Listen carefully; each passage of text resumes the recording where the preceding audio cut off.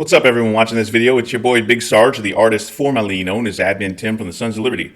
Most of this channel's content is political in nature, but I very occasionally do these one-off videos about my time in the military. Other videos from other content creators tend to be about their glamorous time in combat, like when things really got rough, but they all persevered or whatever. Not me. At least not all the time. Instead, I tend to focus on the things that most veterans can otherwise relate to, like drinking and barracks life and taking shits in the field. I'm not saying that I'll never talk about it. It's just that I don't feel the need to cover the same shit that everybody else does. And to be clear, I do have those stories. I don't need to flex about it, which apparently rubbed at least one person the wrong way. You know who you are. I bet you're still watching.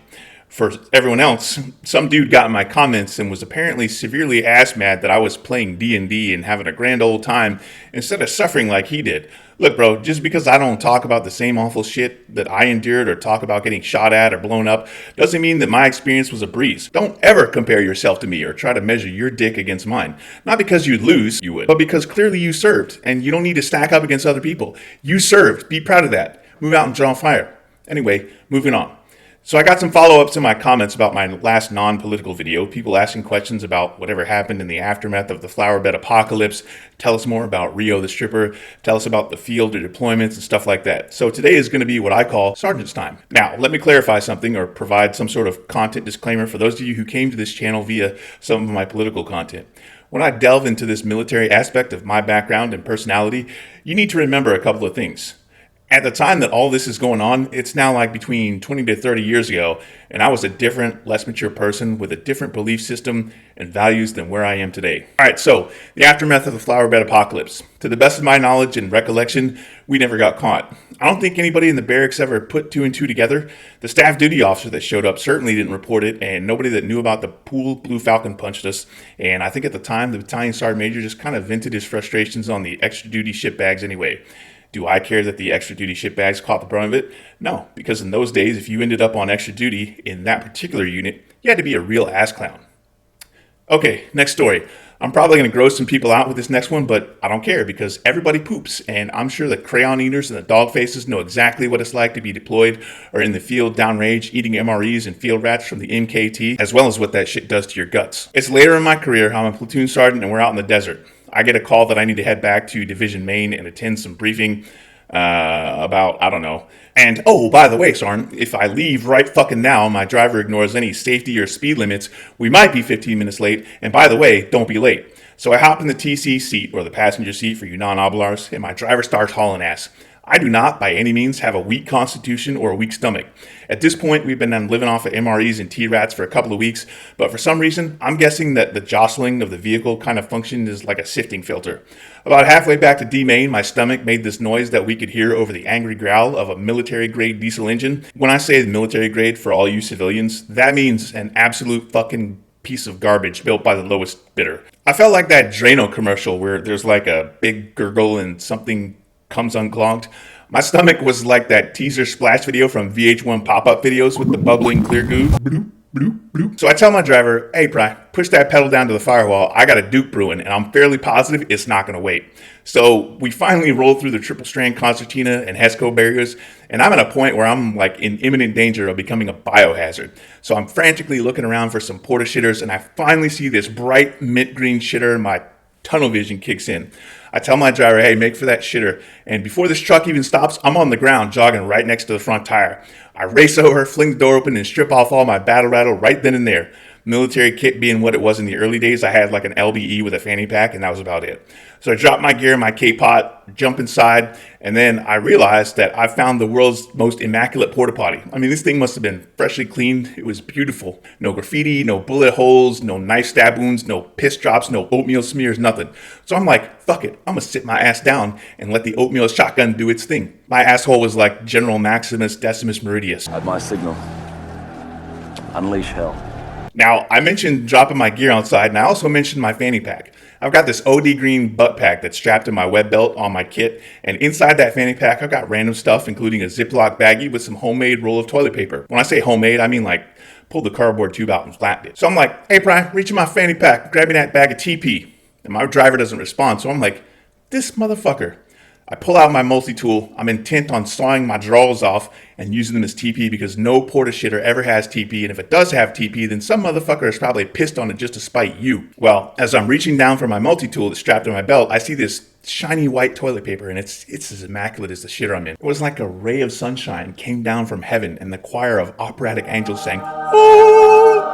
I reach over and I grab this roll, I get cleaned up, and I step outside with not one, not two, but 3 whole ass rolls of brand spanking new toilet paper that I magically acquired from someplace. I can't remember where I got it from, but this shit is like gold, so I can probably trade it for a porn mag or something. Standing before me is my driver with this oh shit look on his face and a 2-star general. As it happens, that's the commanding general of the 3rd Infantry Division.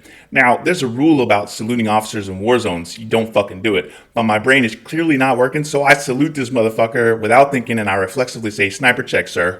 I'm in my trousers and undershirt, so this guy didn't know me from Adam, but clearly he outranks me because when you're the commanding general of an infantry division, there's only like 3 or 4 people who can fuck with you. This guy walks up to me, puts his arm around me, and gently steers us so we're facing the tent next door. He knife hands at the 2 black stenciled stars that are spray painted on his tent and then steers me back towards the shitter that I just exited, which also has 2 black stenciled stars spray painted right there on the front door. He says, "I hope you didn't make a mess in my personal porta-john," and then politely gestures for me to pick up my gear and get the fuck out of his face. He doesn't need my name or unit because he can clearly see what's on my blouse, and he can see the name on the windshield of the truck and what my bumper number is. So we get the fuck out of there in less time than it takes Donald Trump to bust a nut on his daughter's picture. And the entire time my driver's like, "I'm sorry, Sergeant, he got the drop on me and told me not to say anything." Okay, I know I said I'm not going to talk about any combat related stories, but I'm going to tell you one. So on a dare, I drank like 4 Rippets because like $200 is a pretty decent incentive. And for those of you watching who don't know what a Ripet is, it's an energy drink marketed primarily at military people, probably because it's like too dangerous for civilians. I don't know. Anyway, I knocked back 4 of them. I collected my winnings and then got told about 7 minutes later that I had to sub in for another team who was down a team lead. I run, I go get my gear. I'm not even thinking about what those 4 Ripets were going to do to my guts. At this point, my adrenaline starts going and I'm probably just speeding the juice along to its inevitable conclusion. So the military was also giving us this stuff called Provigil, or at least now it's called Provigil. Back then it had some other name like monoxidil or some other made up bullshit word, and it's basically speed. I think you can see where this is going, or at least you think you do, but I'm gonna veer off-road and I'm gonna take you into the swamp, an ass swamp. So our truck drops us off at the insertion point and we hoof it on foot to where we've been told we're setting up an ambush. So the team I'm with drops into position and everyone gets comfortable except me. My guts are churning like the North Sea in a hurricane. That sumbitch was making so much goddamn noise, I was concerned it was just gonna give away our position. During an ambush, you can't fucking move and you can't say a word either. So one of 2 things is gonna happen here. I'm either shitting myself or trying to wriggle out of position, neither of which are really options at this point. I get this bright idea that there's a 3rd option. So I kind of do this thing where I roll onto my left side as quietly as a big dude wearing battle rattle can, and I slide my pants down and just kind of curl up into a fetal position so my ass is the furthest thing out, and I just cut loose. I've never fucking regretted anything that I've ever done more than I regret that moment. It's a bright, sunshiny day. Yes, that's a song reference. The sun's beating down on us and it's hot. I made the nasty dudes to my right and left who were like 15 or 20 feet away were like, "Brother, what's that?" If you've never had that communicated to you without words, just imagine the look on their faces. Now that I've thoroughly grossed you out with my tales of how it's not all sunshine and roses, I'm gonna tell you the tale of Rio the Stripper from Atlanta.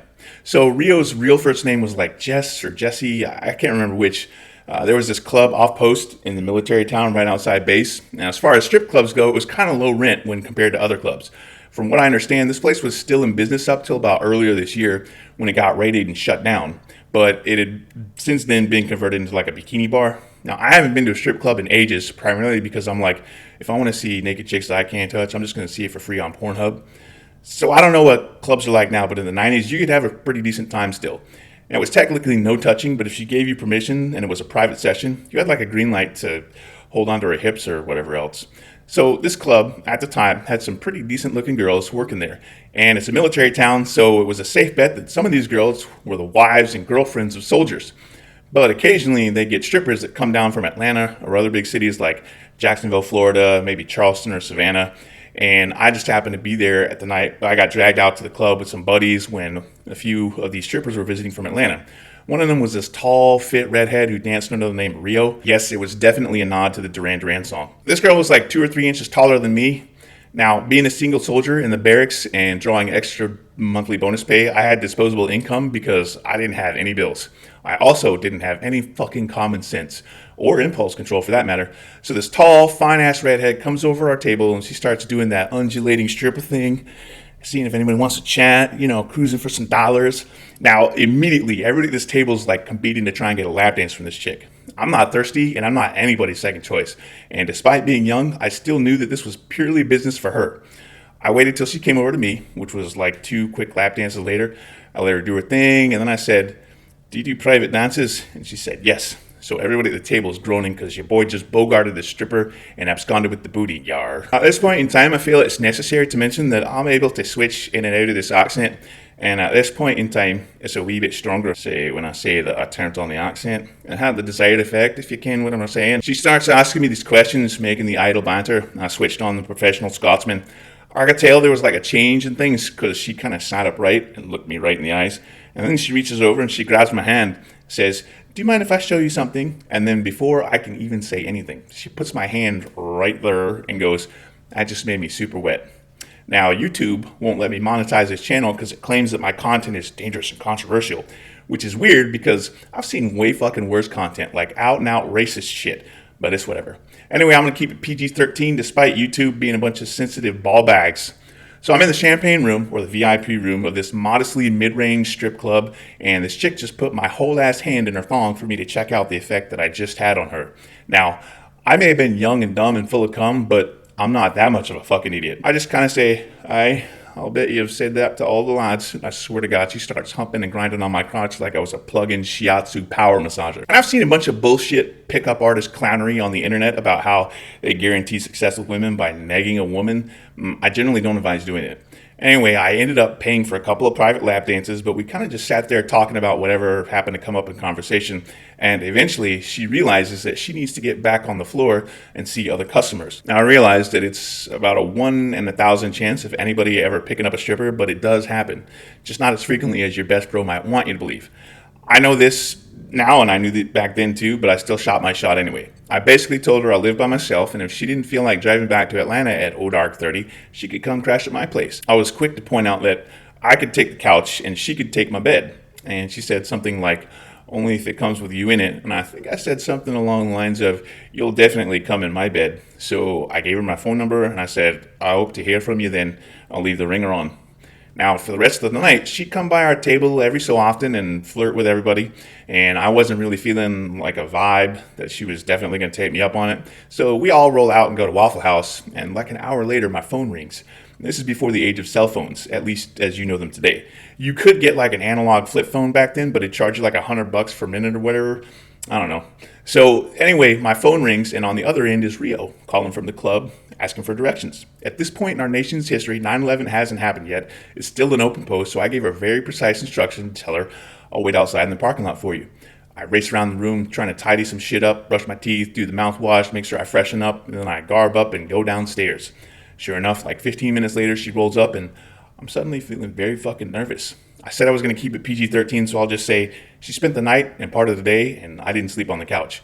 I'm pretty sure, like I said, her real name is Jess, but don't quote me on that. Rio, if you're out there watching, call me. For the Sons of Liberty, I'm Admin Tim, and thanks for coming to Big Sarge's Sergeant's Time.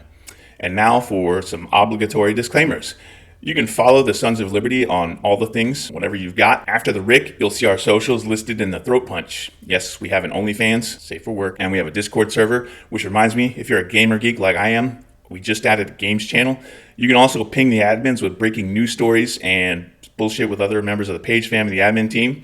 If you like the shirts that I wear during my videos, including this one, a lot of them can be found in the Sons of Liberty merch store, which is linked on our YouTube channel description and video description, on our Facebook page, and in our TikTok channel profile or bio or whatever the fuck you call it. If you enjoy our video content, we'd appreciate it if you'd subscribe, like, and get notifications for our channel. You can help us extend our reach to new viewers by sharing our video content on social media. And if you want to help us beat the algorithm, leave us at least 7 words in the comments section. If anything I said in this video grossed you out and you want to peace out forever, hashtag not sorry, not sorry. If you do stick around, out fucking standing, and thanks for your intestinal fortitude.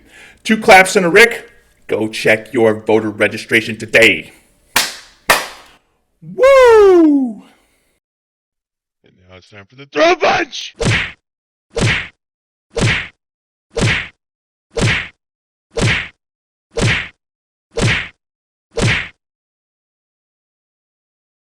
It was like fucking Ass Blaster 3000. You know the sound that the ketchup bottle makes when it's nothing but like a little bit of watery ketchup vinegar left in the bottom? That was me. Fuck, that was probably over the line.